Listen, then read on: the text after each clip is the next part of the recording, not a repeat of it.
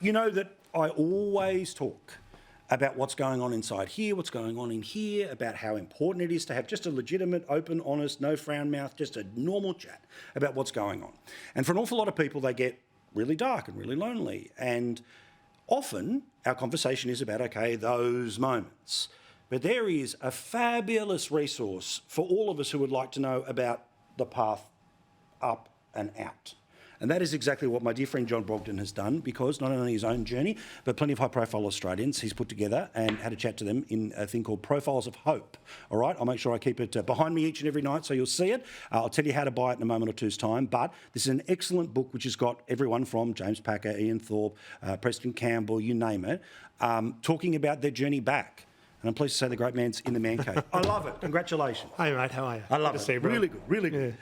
Because I was thinking about this today, very specifically, that I did not want the frown mouth conversation, right? Because so often, once the S word is mentioned and all the rest of it, then It's like a wet blanket, isn't it? Yeah. Just brings everything down. And that's respectful, that's appropriate. But we forget to tell people there's a way through. Correct. And look, we've had an enlightenment in the last 20 years. You know, you and I are just old enough to remember the last 20 years. But my point is, you know, as a journey, this was so different how you talked about mental health, suicide, everything 20, 30 years ago. You wouldn't talk about suicide at all on a show. And mental health, you know, anxiety, depression began to get talked about in the right way. And we talk about it really well now. And we hear the stories of footy stars and other people, you know, sports people who come back and learn to live with that. But we don't hear the stories of how people get through suicide. Correct. And of course, you can't, I mean, it's self-evident, you can't interview somebody who took their own life. We'd love to know those journeys, but we can't. So what we've got in the book is 15 stories of people who live with suicidality, who've made a plan to kill themselves, or in fact have tried to take their own life and survived.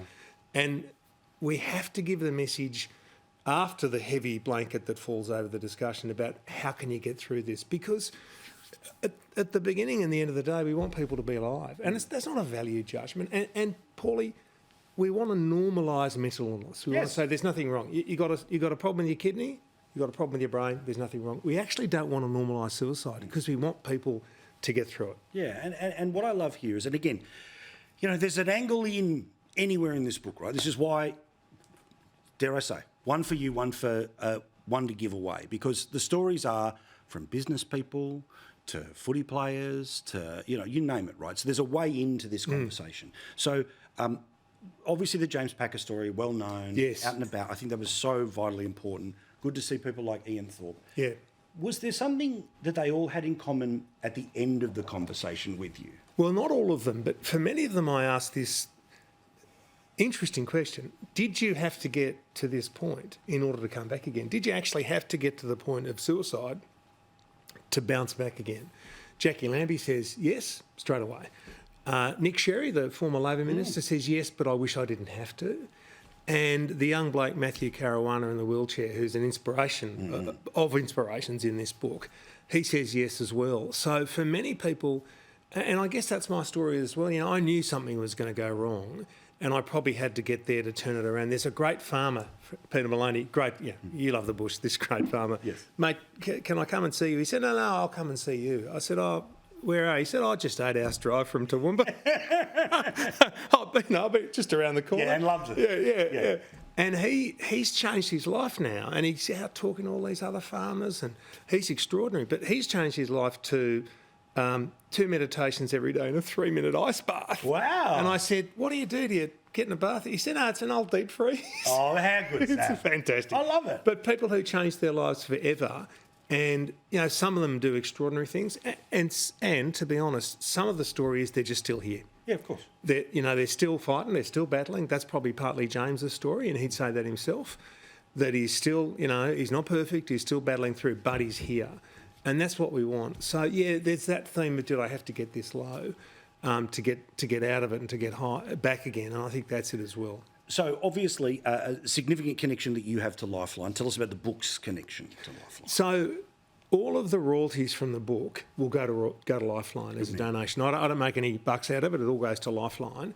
But they're a great... That's because Lifeline Paul, we've talked about Lifeline how many times? The biggest day in Lifeline's history was the day after the stabbings at Bondi, 4,300 plus. Day last week, 4,300. 4,300. Now, as you and I know, there's two sides. One is there's a lot of people in crisis and stressed and at risk of suicide, but thank God they're calling. 100%. And during COVID, Paul, when the calls went through the roof, the best call, and it's your age group, was bloke ringing in saying, not only is this the first time I've called Lifeline, I never thought I'd need Lifeline. Yeah, wow. And that was a big tick for me because that's what we've been saying for 60 years. That's it, and you got the word out. Seriously, this is a beautiful book. Profiles in Hope, excellent conversations, and all I think were possible because of this great man. I love you, John. I love your journey. Thanks, Every day, you're a beautiful friend. You Get the book. We'll see you tomorrow night.